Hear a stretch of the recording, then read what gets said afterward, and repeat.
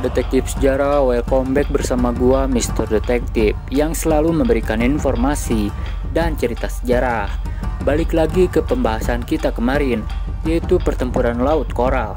Nah, kali ini kita akan membahas pertempuran Midway yang terjadi beberapa bulan setelah pertempuran Laut Coral. Mau tahu sejarahnya?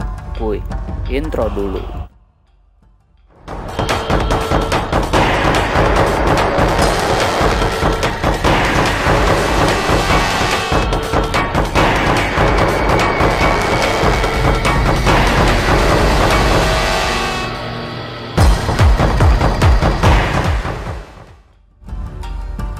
Jika pertempuran Stalingrad di Uni Soviet dianggap menjadi titik balik Perang Dunia Kedua di teater Eropa, maka pertempuran Midway adalah hal serupa dalam kancah Perang Pasifik. Pada 4 Juni 1942, Laksamana Chuichi Nagumo, Komandan Laut Armada Jepang yang menyerang Pearl Harbor, menggelar serangan besar-besaran ke Pulau Midway.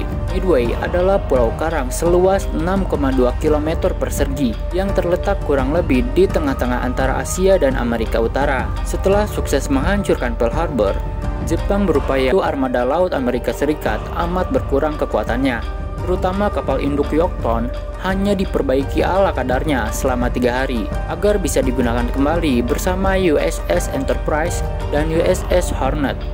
Ketiganya adalah kapal induk yang tersisa setelah Pearl Harbor diluluhlantahkan Jepang pada 7 Desember 1941.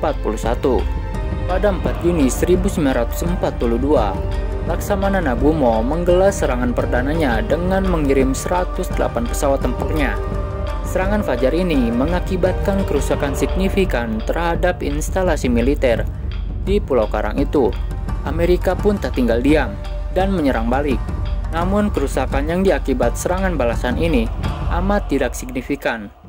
Bahkan Amerika harus kehilangan 65 pesawat dalam serangan itu. Kegagalan awal Amerika ini membuat Laksamana Nagumo meremehkan kekuatan dan kegigihan dua perwira Amerika, yaitu Laksamana Chester Nimitz dan Laksamana Raymond Spruance.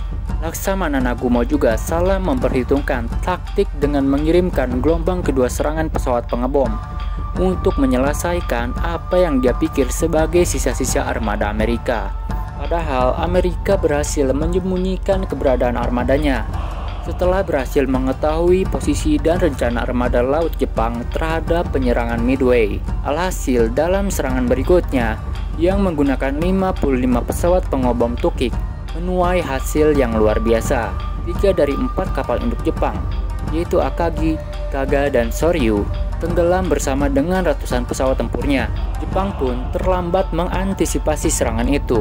Sementara armada Amerika yang lebih besar sudah muncul untuk memberikan pukulan akhir kepada Jepang. Di sisi lain, kapal induk terakhir Jepang, Hiryu, rusak parah. Namun sebelumnya, pesawat-pesawat tempur Hiryu berhasil menenggelamkan kapal induk USS Yorktown. Saat pertempuran berakhir, terdapat banyak korban dari Kekaisaran Jepang dengan total 3.057 personil Angkatan Laut Jepang yang tewas di masing-masing kapal induk mereka. Di antaranya Akagi 267 orang, Kaga 811 orang, Hiryu 392 orang, dan Soryu 9.711 orang. Sementara kapal perusak berat Mikuma tenggelam dengan korban 700 orang tewas, sedangkan kapal perusak Mogami mengalami kerusakan berat dengan korban 92 orang tewas. Tak hanya itu, 322 pesawat tempur Jepang juga hancur dalam pertempuran itu.